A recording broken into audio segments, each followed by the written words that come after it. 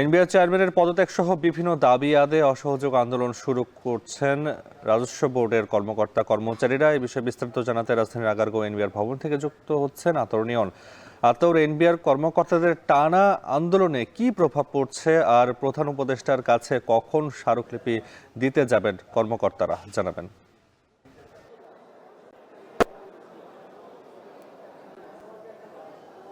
যেমনটি বলছিলেন যে আসলে আমরা দেখেছি গত 12 মে যে প্রজ্ঞাপনটি জারি করা হয়েছে যে এনবিআরকে দুটি বিভাগে কিন্তু বিভক্ত করা হয়েছে।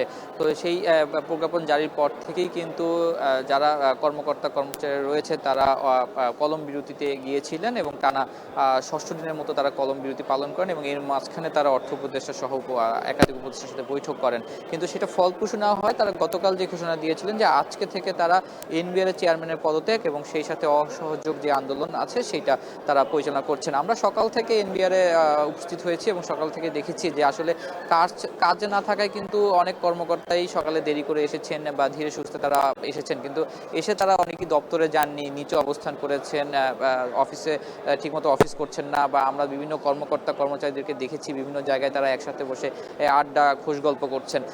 কোনো কাজই কিন্তু এনবিআরে হচ্ছে না। আর সরকারের রাজস্ব আহরণের যে বড় জায়গাটা এনবিআর, সেই এনবিআর এর রাজস্ব আহরণে কিন্তু যে ভ্যাট, ট্যাক্স, কাস্টমস আছে সেই জায়গাগুলো কিন্তু কাজ বন্ধ রয়েছে। তো সেখানে আমরা কথা বলেছি, প্রাথমিকভাবে কথা বলে আনুমানিক ধারণা করা হচ্ছে প্রায় 20 থেকে 30 হাজার কোটি টাকার মতো একটি গত কয়েকদিনে কিন্তু রাজস্ব আহরণ সরকার মানে পিছিয়ে গেছে। যেটি এই কয়দিনে আহরণ করা সম্ভব হতো বা আদায় হতো সেটি পরবর্তী আদায় করা হবে বা কতটা সময় পিছিয়ে বাড়তি সময় লাগবে সেটি কিন্তু বলা যাচ্ছে না। কারণ এই আন্দোলন চলাকালীন অবস্থায় এখনো সমাধান না হয় তারা আজকে প্রধান উপদেষ্টার কাছে দুপুর 2টা বাজে স্মারকলিপি প্রদান করতে সেখানে নাগরিক এনবিআর যেই ঐক্য পরিষদ রয়েছে সেই নাগরিক এনবিআর ঐক্য পরিষদের একটি প্রতিনিধি দল প্রধান উপদেষ্টা যাবেন, সেখানে তাদের যে দাবিগুলো আছে সেই দাবিগুলো তুলে তারা স্মারকলিপি দিবেন। তো সেইখানে তারা এতদিন শুধুমাত্র বলেছিলেন যে তাদের